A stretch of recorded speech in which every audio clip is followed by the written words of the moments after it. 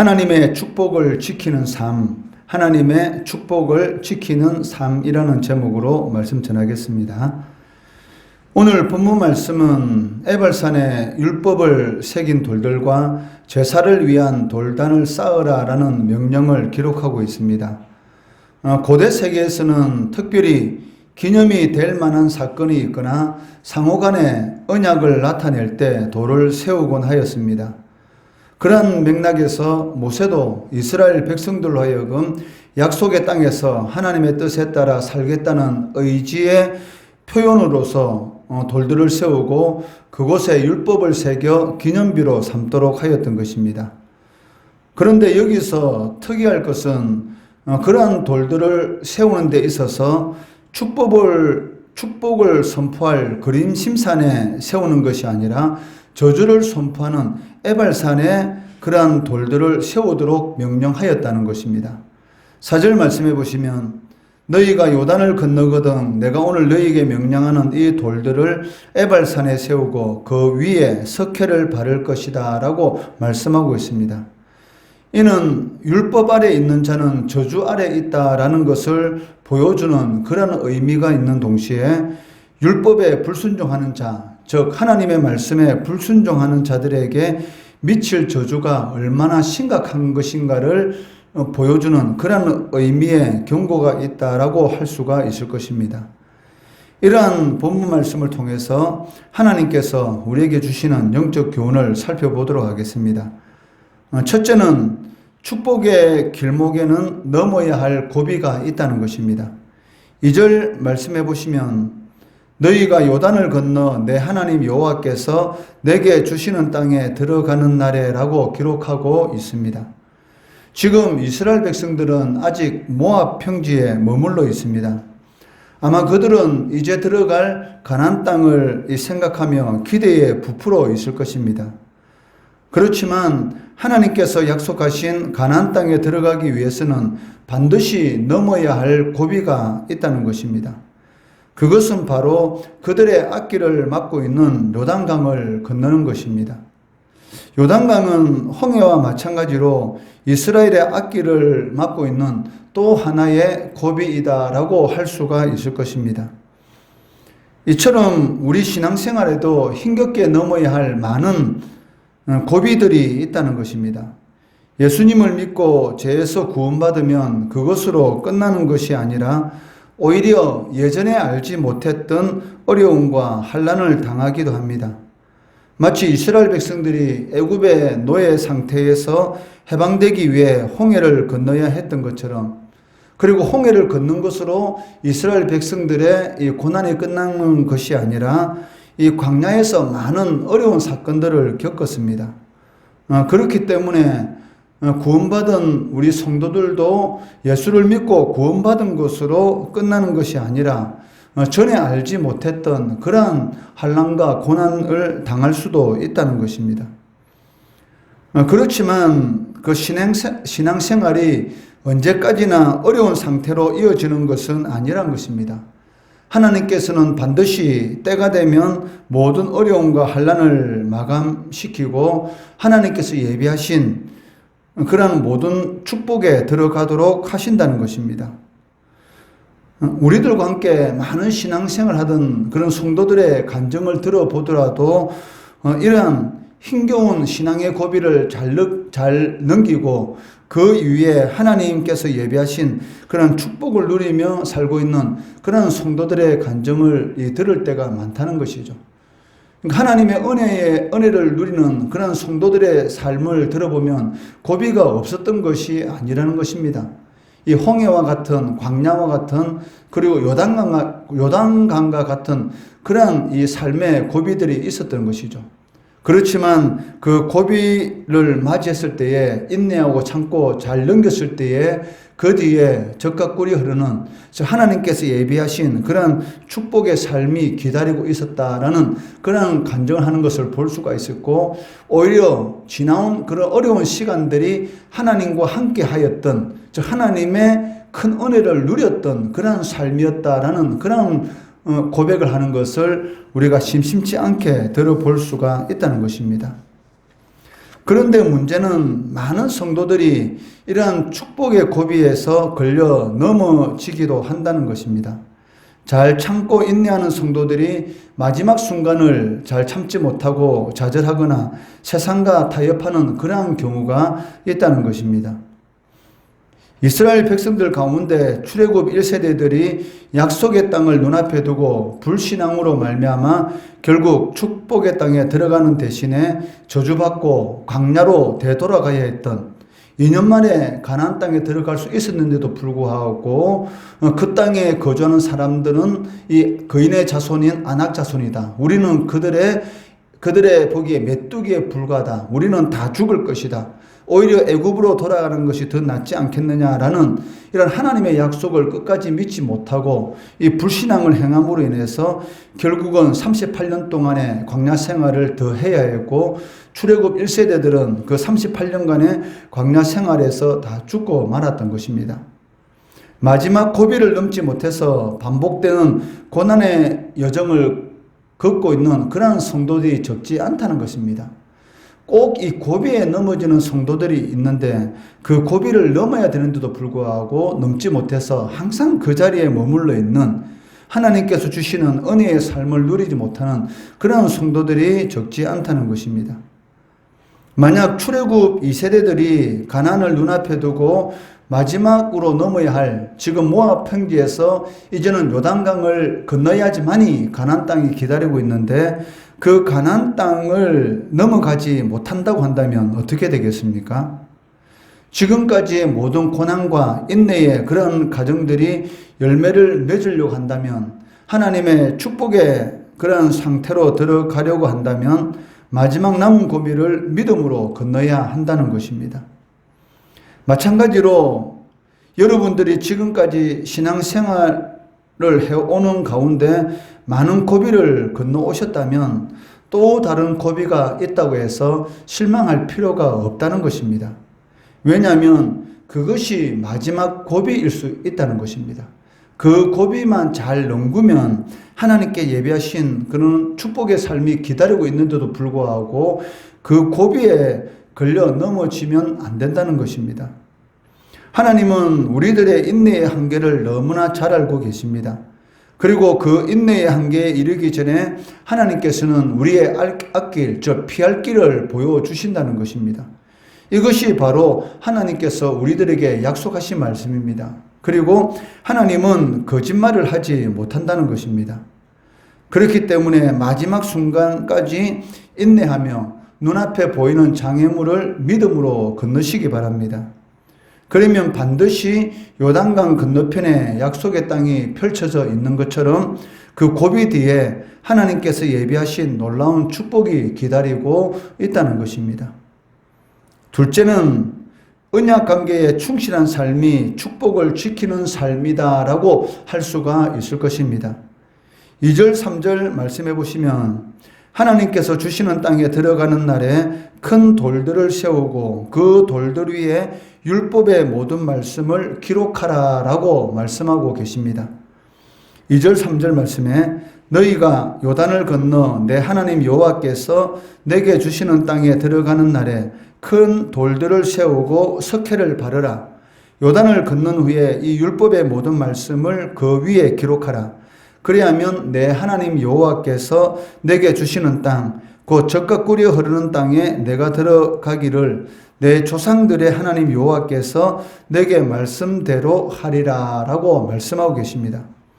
물론 이 말씀은 모세가 선포한 모든 율법의 말씀들을 이 돌들 위에 다 기록하라라는 그런 의미의 말씀은 아닙니다.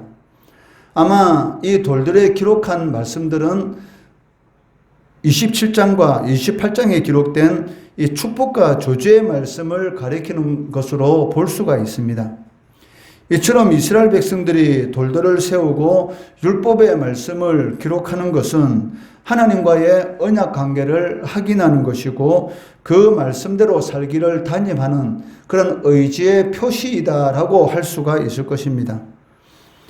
이것은 그 하나님의 백성들이 축복의 삶을 누리느냐 아니면 저주의 삶을 누리느냐 이것은 하나님과의 언약 관계에 얼마나 충실하는가의 여부에 달려 있다는 것입니다. 종이 주인이 맡긴 그런 모든 일들을 성실하게 감당할 때에 이 주인이 보지 않는다고 해서 그 종의 신실함을 모르는 것이 아니라는 것이죠. 우리 부모들이 이 자녀들을 키울 때에 그 아이가 진짜 공부를 열심히 하는가, 아니면 공부를 열심히 하는 척 하는가는 그 아이가 아무리 속이려고 하더라도 부모는 자연스럽게 알게 됩니다.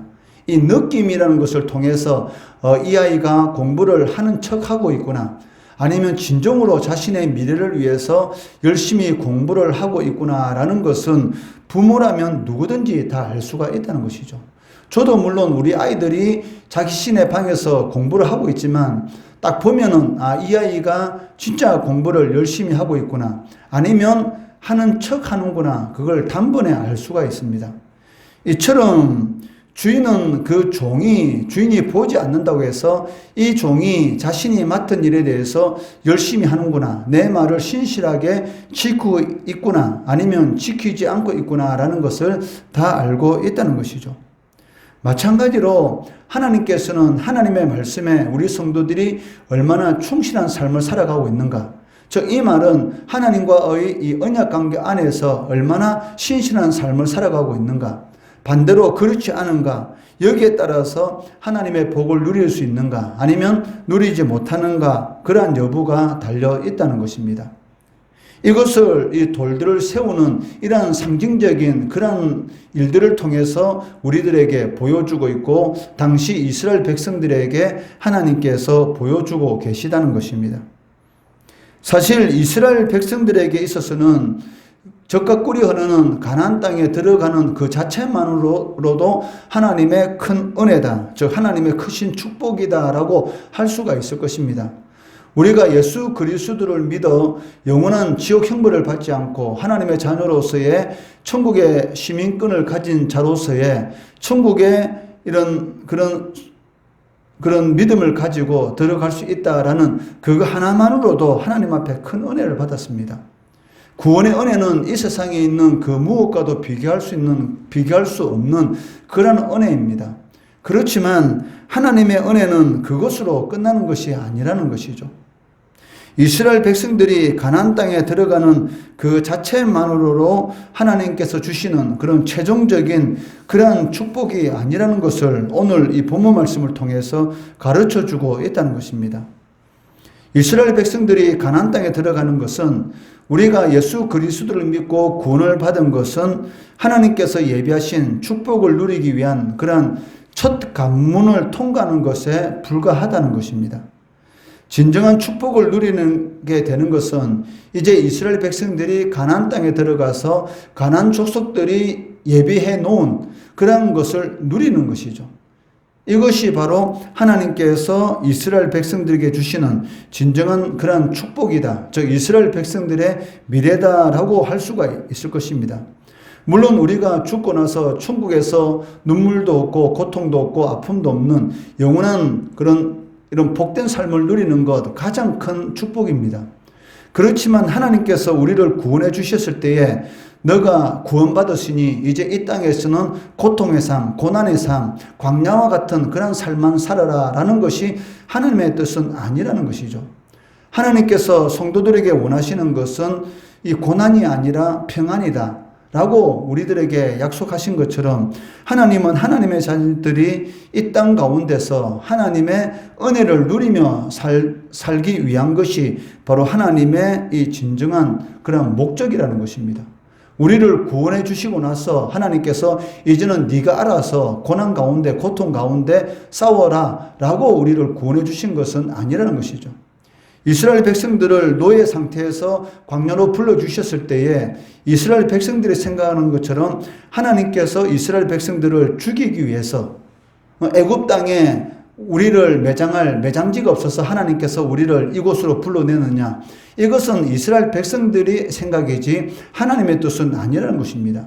하나님의 뜻은 무엇입니까?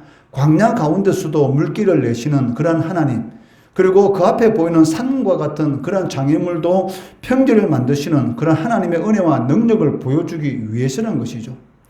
노예 생활에서의 430년 동안 이스라엘 백성들이 가지고 있었던 이 노예 습성, 그리고 애굽신을 섬기는 그런 우상 숭배의 이러한 습관들을 하나님께서 지우시기 위해서 하나님의 백성으로서 온전히 세우기 위해서 이 광야라는 삶을 허락하신 것입니다.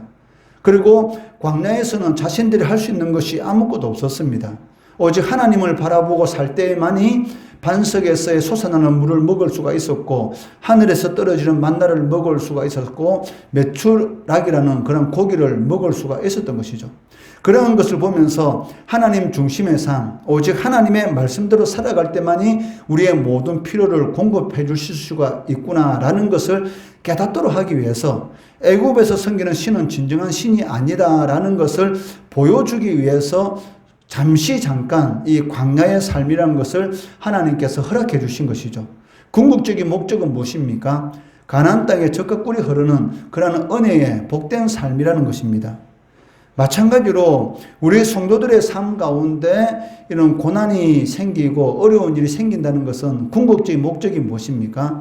그것을 통해서 하나님의 보시기에 합당하지 않은 우리의 모습들, 예수를 믿었으면서도 불구하고 이전의 삶, 믿지 않았던 그러한 삶의 모습들을 살아가는 그러한 모든 것들을 없애기 위해서 이런 연단을 통해서 그러한 것을 없애고 오직 하나님만 바라보며 살아갈 때에 하나님께 주시는 그런 복된 삶을 누리도록 하기 위해서 그러한 이런 고난과 그러한 환난을 하나님께서 허락하셨다는 것입니다.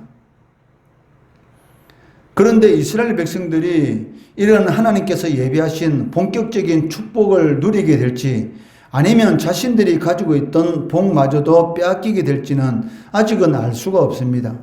왜냐하면 그들이 하나님과의 언약관계 안에서 어떤 신앙의 태도를 가지느냐에 이것이 달려있기 때문입니다. 아무리 젖과 꿀이 흐르는 가나안 땅에 들어간다 할지라도 거기서 만약에 우상 숭배의 죄를 저지르게 된다면 그 땅이 이스라엘 백성들을 토하게 될 것이고 고난의 그런 이런 인생이 이런 점철되게 된다는 것입니다. 우리도 마찬가지입니다. 우리가 하나님의 말씀을 지키는 것은 하나님과의 관계에 충실하다라는 것을 보여주는 것입니다. 그리고 하나님께서는 그런 자들에게 이 많은 열매를 맺는 그런 은혜를 베풀어 주신다는 것이죠.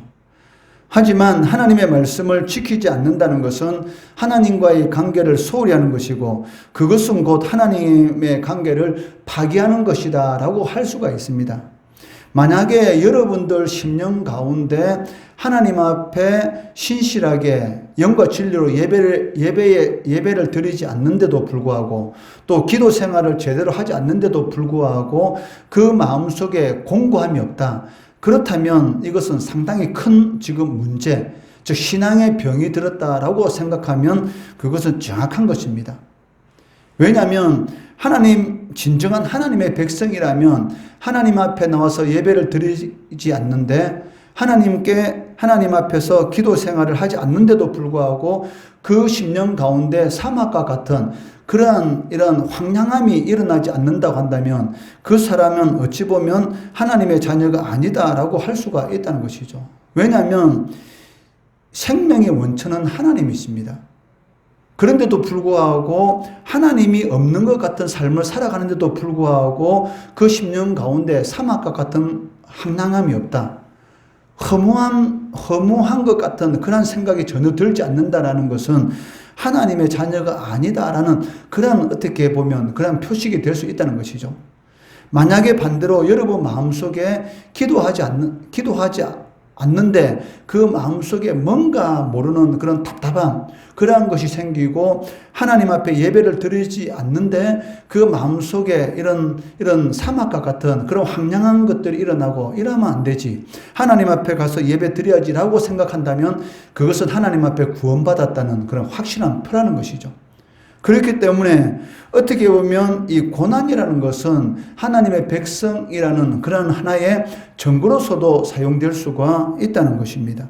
그렇기 때문에 인생에 어떤 고비가 왔을 때 그것으로 낙심할 필요가 없다는 것이죠. 왜? 그 고비를 인내하고 잘 넘기게 되면 반드시 하나님께서는 그 고비 뒤에 우리가 생각하지 못했던 그러한 은혜와 복을 예비해 놓으셨다는 것입니다. 언약 백성이면서도 불구하고 하나님의 언약에 충실하지 않는다면 그 결과는 이미 이스라엘 백성들의 역사가 증명하고 있습니다. 바울 사도는 우리들에게 어떻게 경고하고 있습니까? 이스라엘 백성들이 광야의 삶 가운데서 우상을 섬기고 하나님을 대적하는 그러한 일들을 통해서 고통받았던 불뱀 사건이라든지, 그리고 많은 사람들이 광야에서 하나님의 진대로 죽게 되는 그런 일들이 너희들의 거울이 된다라고 말을 하고 있다는 것이죠. 그것을 알면서도 어리석은 길을 걸어간다는 것만큼 그 비참한 그런 삶도 아마 없었을 것입니다. 그렇기 때문에 이스라엘 백성들이 에발산에 이 돌들을 세운 것처럼 오늘날 성도들은 자신들의 마음에 언약의 돌들을 세워야 한다는 것입니다. 그리고 그 언약의 말씀에 따라서 살아야 한다는 것입니다. 그리할 때에 에발산의 저주의 말씀이 아니라 그림심산의 이 축복의 말씀이 우리의 삶 가운데 풍성히 임하게 된다는 것입니다. 오늘 이 본문 말씀을 통해서 우리는 이 두 가지를 살펴보았습니다. 첫째는 축복의 길목에는 넘어야 할 고비가 반드시 있다는 것입니다. 여러분 삶 가운데 지금 고비가 있습니까? 그러면 그 고비를 인내하고 잘 넘기면 반드시 그 뒤에는 하나님께서 예비하신 은혜가 있다는 것이죠. 그렇기 때문에 그 고비에 걸려 넘어지면 안 됩니다. 그 고비를 뛰어넘도록 이 믿음으로 나아가야 한다는 것입니다. 둘째는 언약 관계에 충실한 삶이 축복을 지키는 삶이라는 것입니다. 언약 관계에 충실하다는 것은 하나님의 말씀을 지키는 그러한 삶을 살아간다는 것이고, 하나님의 말씀을 지키는 삶은 반드시 많은 열매를 맺게 되는 그러한 삶을 하나님께서 허락하신다는 것입니다. 이러한 오늘 본문 이 두 가지 말씀 꼭 명심하시고, 혹 고비에 그런 삶을 살아가고 있다면 인내하시고 그 고비를 잘 넘기시면 하나님의 이런 축복의 삶이 기다리고 있다는 것을 믿음으로 바라보시고 하나님의 말씀 안에서 승리하는 그런 믿음의 길 잘 걸어가시는 성도 되시기를 주의 이름으로 축원합니다.